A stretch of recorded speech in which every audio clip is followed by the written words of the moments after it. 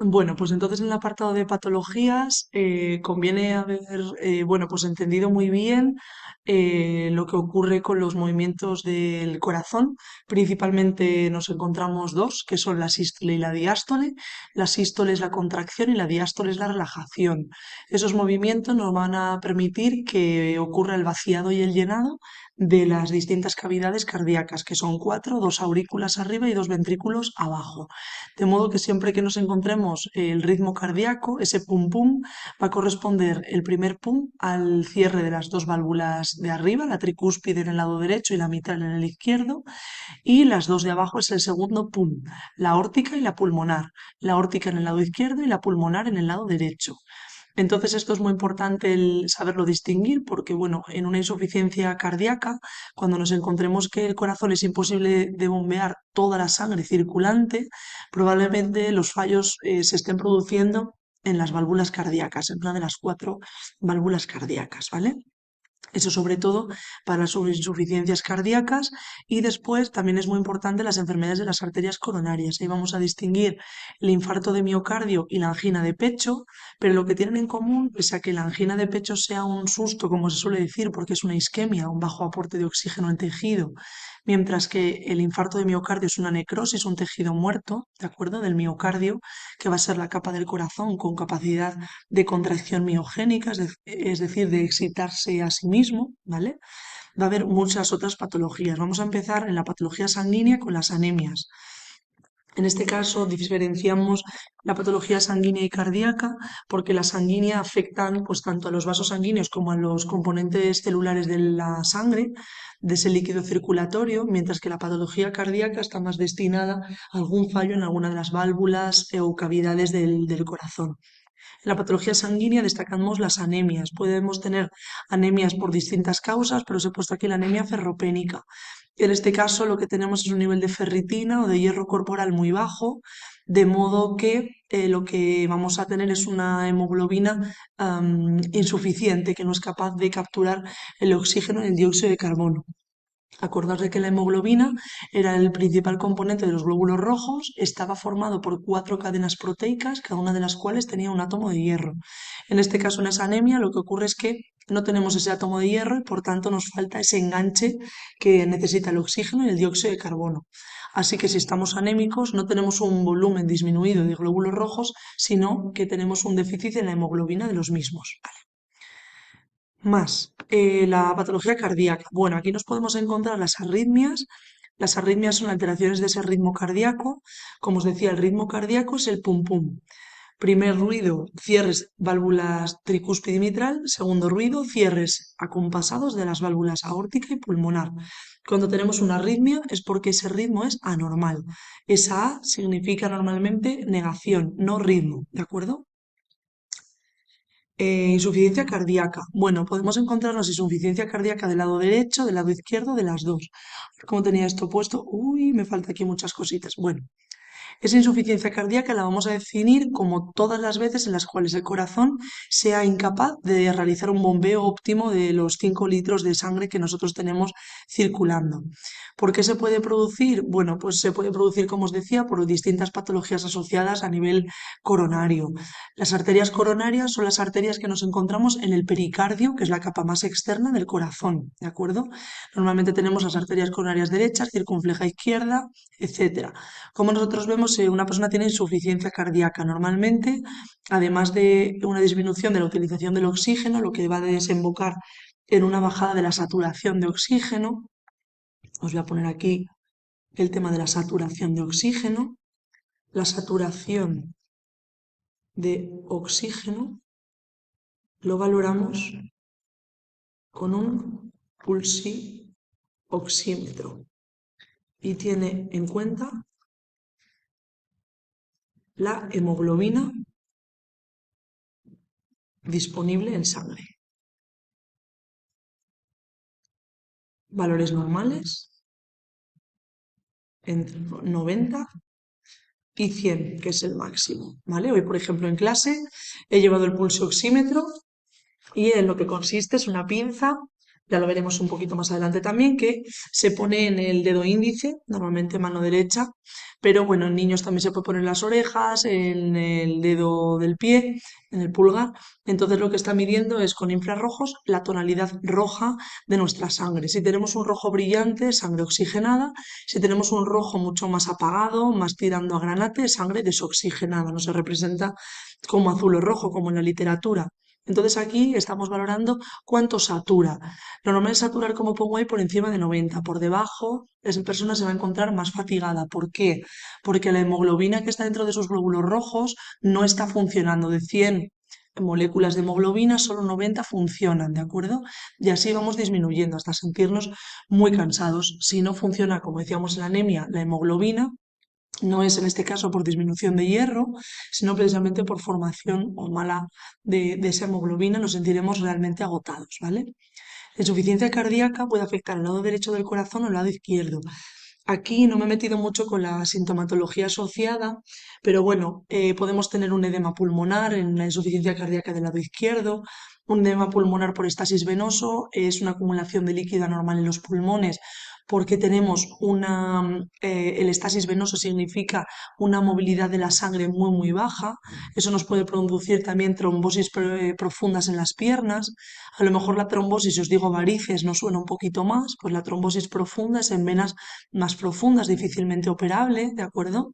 También nos podemos encontrar en la insuficiencia del lado derecho, algo que suele chocar muchísimo, que es la ascitis.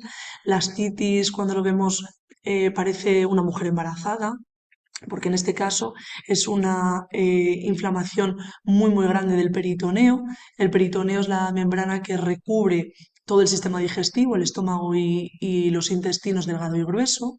Entonces, claro, todo eso pues va a llenarse, va a inflamarse y todo es por insuficiencia cardíaca. Y a veces cuesta mucho ver cómo hay sintomatología que no sea en el corazón, pero que está asociada a este tipo de insuficiencia, ¿vale? Y aquí, bueno, os destaco como dos palabras súper importantes en cardiopatía isquémica. Esta se va a producir por una obstrucción o oclusión de las arterias coronarias que están en el pericardio del corazón por las placas de ateroma. Las placas de ateroma es grasa calcificada. Aquí es muy importante el saber distinguir. Nosotros tenemos una analítica y tenemos HDL y LDL. Asociada HDL al colesterol bueno y LDL al colesterol malo, ¿vale?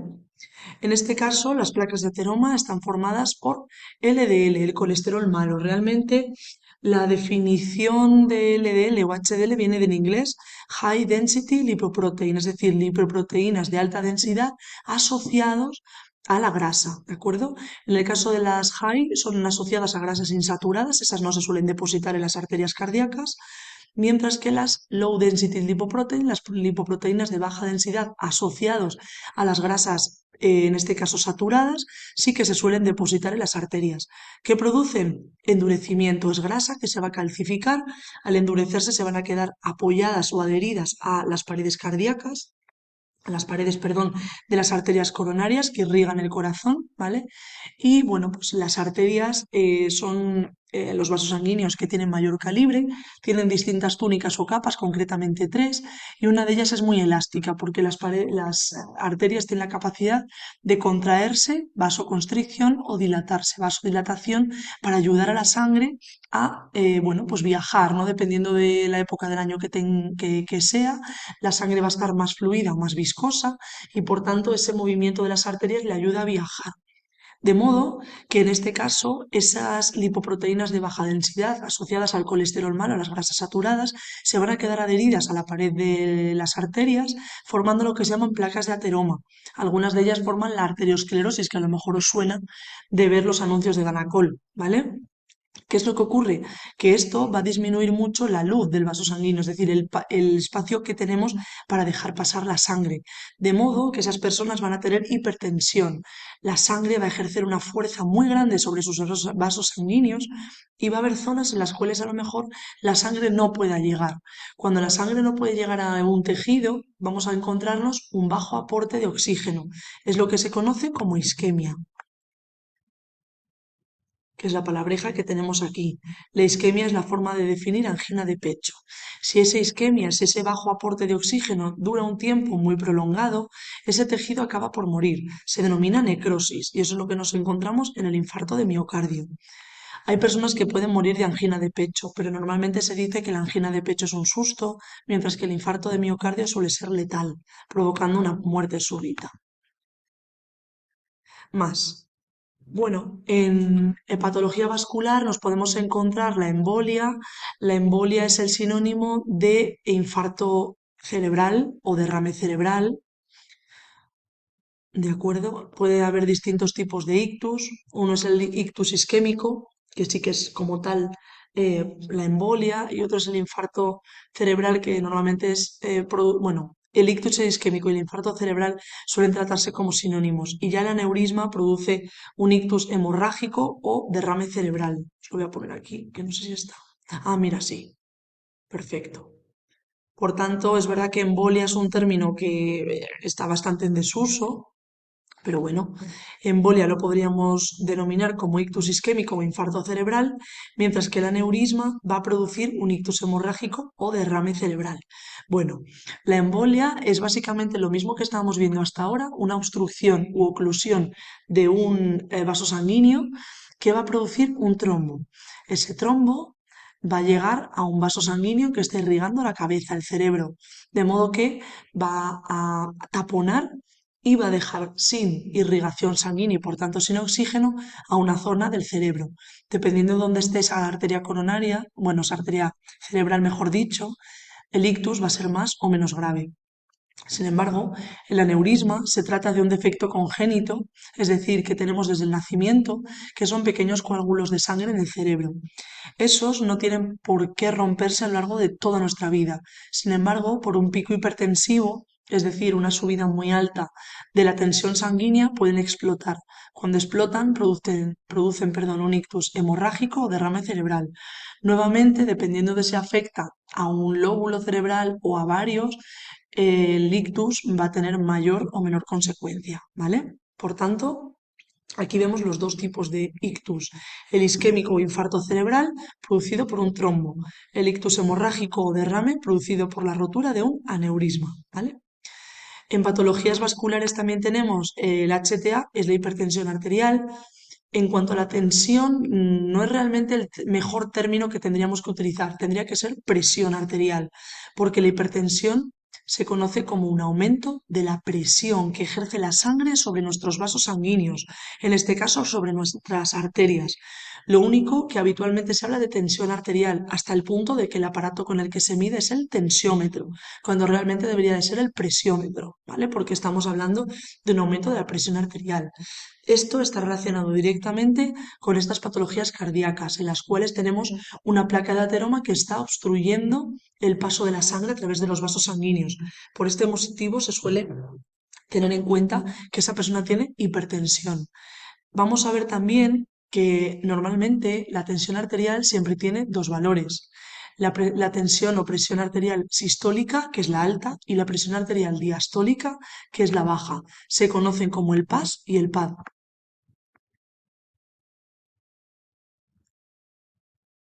En este caso sí que tiene la terminología de presión arterial sistólica y presión arterial diastólica. Siempre que nos tomamos la tensión con un tensiómetro, o bien lo hacemos, aunque es un poquito más raro, con un fenendoscopio y un esfingomanómetro aneroide, que es la forma manual de hacerlo, no he visto ninguna farmacia en la que lo hagan, por tanto nosotros solo tenemos que manejar un tensiómetro digital. Salen dos valores, el valor del máximo y el del mínimo. ¿Cuál va a ser el del máximo? Siempre la sistólica. ¿Por qué? Porque la sístole hemos dicho que es la contracción del corazón. Por tanto, la sangre en ese momento, al estar contraída, va a salir con una fuerza muy, muy grande. Sin embargo, en la presión arterial diastólica es mucho más ligera, porque en este caso la diástole es la relajación del corazón, ¿vale? Por tanto, si yo tengo 120/60, normalmente se quita ese último cero, tengo 12/6, tengo unos valores muy compensados de la sístole y la diástole, ¿de acuerdo? Sin embargo, si tuviese un valor de 18/6, la alta, la sistólica, sería muy alta. Pero no hablaríamos de hipertensión, porque para tener hipertensión, tanto la sistólica como la diastólica tienen que estar por encima de los valores normales, que son de 12,6, 120/60. Si tengo 17,8, es una tensión muy, muy alta.